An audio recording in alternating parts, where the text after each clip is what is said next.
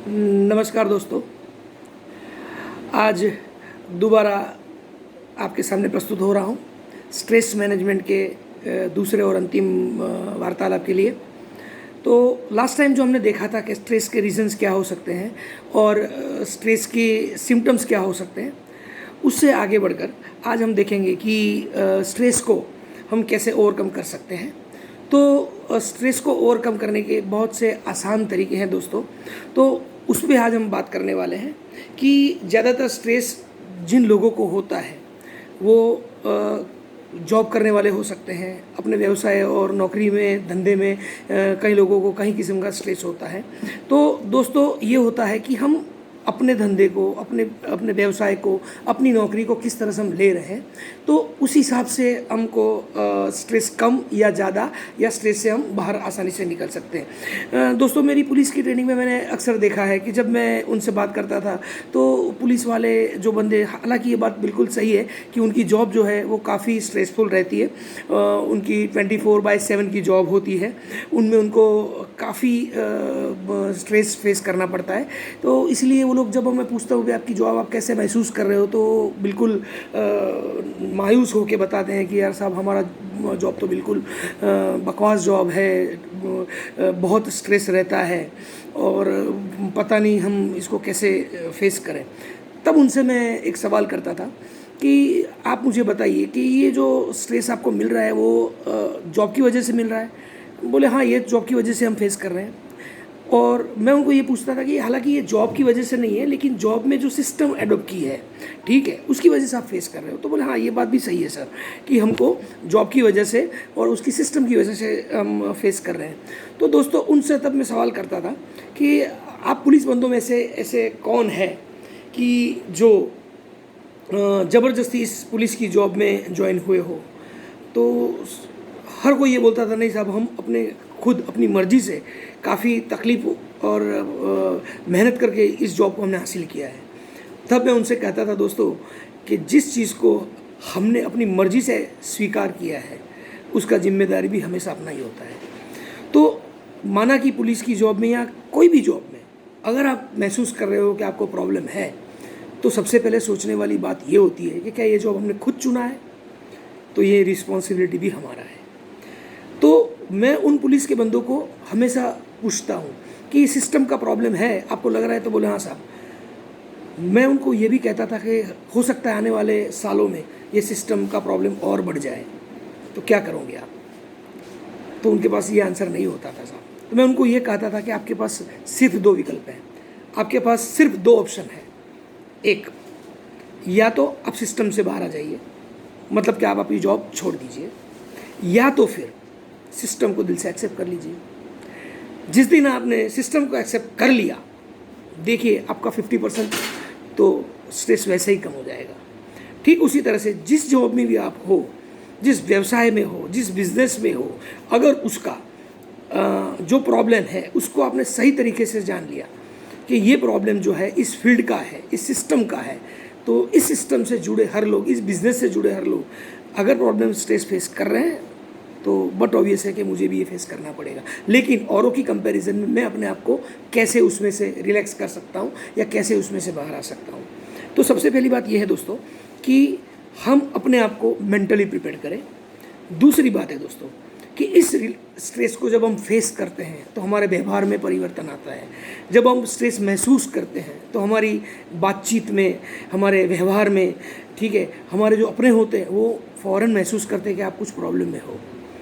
तो तब हम चिड़चिड़ापन हमारे व्यवहार में आ जाता है, हम अपने के साथ गुस्से के साथ अब बात करते हैं। तो वजह उसके एक आसान तरीका है दोस्तों अपने स्ट्रेस को कम करने का, जिसे आप अपना समझते हो, जिसे आप अपना दोस्त समझते हो, जिसको आप रिस्पेक्ट करते हो। आपका जो भी प्रॉब्लम है, आपको कुछ महसूस करते हो कि मुझे स्ट्रेस हो रहा है या आप कुछ अनकंफर्ट फील कर रहे हो, आपको पता नहीं चल रहा है कि आपके साथ क्या हो रहा है, बेटर है आप उनके साथ, जिसको आप रिस्पेक्ट करते हो, जिसको आप अपना दिल से जुड़े हुए हो, उनको बोलिए कि मैं कुछ अच्छा भाई महसूस नहीं कर रहा हूँ, या आप जो भी महसूस करते हो उनके साथ शेयर कीजिए। देखिए 50% वो आपका जो स्ट्रेस लेवल है वो खुद ब खुद कम हो जाएगा। दूसरा, आप अपनी हॉबी को आगे बढ़ाइए। ये आसान तरीका है। दूसरा, आप म्यूज़िक सुनिए। अगर आपको डांस करना अच्छा लगता है तो डांस कीजिए। अगर आपको वर्कआउट करना अच्छा लगता है तो वर्कआउट कीजिए। अभी इस लॉकडाउन के टाइम में अगर आपको लगता है कि मुझे कुकिंग करना अच्छा लगता है तो आप अपनी मिसिस को कुकिंग में हेल्प कीजिए। अगर आप महिला कुछ स्ट्रेस फेस कर रही है तो वो अपने हॉबी को आगे बढ़ा सकते हैं, ठीक है। तो एक ये रास्ता है। दूसरा, अभी लॉकडाउन के हिसाब से अगर आप बाहर नहीं निकल पाते हो तो घर में आप वर्कआउट कर सकते हो, ठीक है। उसके अलावा आप घर में एक्सरसाइज करके अपना स्ट्रेस लेवल काफ़ी कुछ हद तक कम कर सकते हो। आप अपने पुराने दोस्तों के साथ दोबारा फ़ोन से कांटेक्ट करके आप अपनी पुरानी यादों को ताज़ा करके अपने आप को दोबारा रिचार्ज कर सकते हो। आप अपने पास्ट की जो बातें हैं उसको याद कीजिए, और वो भी अच्छी बातें याद कीजिए कि जिससे आपको लगता है कि ये मेरे जीवन में बहुत अच्छे क्षण थे, ये मेरे जीवन का बहुत मेमोरेबल मोमेंट था, कि स्कूल की याद, कॉलेजेस की यादें, ठीक है। तो उसको याद करके आप उसको स्ट्रेस लेवल को कम करने की कोशिश कर सकते हो। दोस्तों, मैं ये पिछली अच्छी बातें याद करने की इसलिए कहता हूँ कि ये बिल्कुल तय है दोस्तों। जैसे कि नदी का पानी वो कभी रिवर्स नहीं होता है, वो हमेशा आगे बढ़ता है। ठीक उसी तरह जीवन भी हमारा ऐसा ही है, वो हमेशा आगे बढ़ता है, वो कभी पीछे नहीं जाता है। ठीक उसी तरह से हम क्यों पीछे जाएं?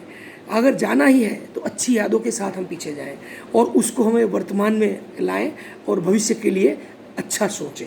तभी जाके आप अपने स्ट्रेस को कम कर पाएंगे। दोस्तों, लाइफ में आप ये सोचिए कि इस माहौल में, इस सिचुएशन में किसी स्ट्रेस नहीं होगा। हर किसी को स्ट्रेस है दोस्तों। अगर हम सोचें कि हमारी स्थिति तो काफ़ी अच्छी है, कई लोग ऐसे हैं कि जिनको सुबह खाया तो शाम को क्या खाएंगे, इसका भी प्रॉब्लम है, फिर भी वो लोग अपने आप को मैनेज कर रहे हैं। तो मैं या मेरे साथ जुड़े कई लोग, जिसको मैं खुद भी देख रहा हूँ कि काफ़ी मुश्किलों के बावजूद वो लोग अपनी लाइफ को अपने हिसाब से काटने की कोशिश कर रहे हैं, तो मैं क्यों परेशान हो रहा हूँ? और इस बात को हम समझने की कोशिश करें दोस्तों, तो आपको मैं यही कहना चाहूँगा कि स्ट्रेस जो है वो हम डेफिनेटली बाहर से आता है और उसको जब हम बुलाते हैं तभी आता है, ठीक है। तो किसी एक सिचुएशन में किसी एक को स्ट्रेस होता है और किसी और को नहीं होता है। इसकी वजह ये होता है कि हमारा सोचने का तरीका, हम किस तरह से सोचते हैं उस हिसाब से हमको स्ट्रेस महसूस होता है दोस्तों, ठीक है। तो मैं आगे भी कहा है और दोबारा वही बार बार कहता हूँ कि जो मुश्किल टल नहीं सकती उसका मज़ा लीजिए दोस्तों। अभी हमारे कंट्रोल में कुछ नहीं है, ठीक है। तो अभी हम जो हमारे कंट्रोल में वो तो हम कर ही सकते हैं, ठीक है। परिवार के साथ रहना, अपने बुज़ुर्गों के साथ टाइम व्यतीत करना, दोस्तों पे फ़ोन से बातें करते रहना, ठीक है। अपने परिवार के बच्चों के साथ टाइम स्पेंड करना, उनके विचारों को जानना, आपके विचारों उनके साथ शेयर करना, ऐसी काफ़ी अच्छी चीज़ें हैं दोस्तों कि जिसके माध्यम से आप अपने आप को स्ट्रेस से काफ़ी दूर ले जा सकते हैं और अपनी लाइफ को हेल्दी बना सकते हैं। दोस्तों, आज के इस वार्तालाप के जरिए मैं आपके साथ इसलिए जुड़ा हूँ ताकि आप अपने जीवन में स्ट्रेस को दूर कर पाएँ, अपने आसपास के बंदों को, अपने जो नज़दीक के लोगों को, जिसको आप प्यार करते हैं, जिसके साथ आप अपना जीवन व्यतीत करने वाले हैं, उन सभी लोगों के लिए आप खुश रहें ताकि वो भी खुश रह पाएँ और आप घर में रहें, सुरक्षित रहें। दूसरे अन्य विषयों के साथ मैं आपके साथ दोबारा जुड़ने वाला हूं। आप मेरे साथ अंत तक जुड़े रहने के लिए आपका मैं हार्दिक अभिवादन करता हूं और आपका शुक्रिया अदा करता हूं कि आपने मुझे सुना, और आपके प्रतिभावों की मुझे हमेशा अपेक्षा रहेगी ताकि मैं और भी अच्छी तरीके से आप लोगों के साथ, अच्छे सब्जेक्ट के साथ आपके साथ दोबारा प्रस्तुत हो सकूं। सो घर में रहिए, सुरक्षित रहिए, परिवार के साथ रहिए, खुश रहिए, एंजॉय कीजिए। Thank you so much, thank you very much.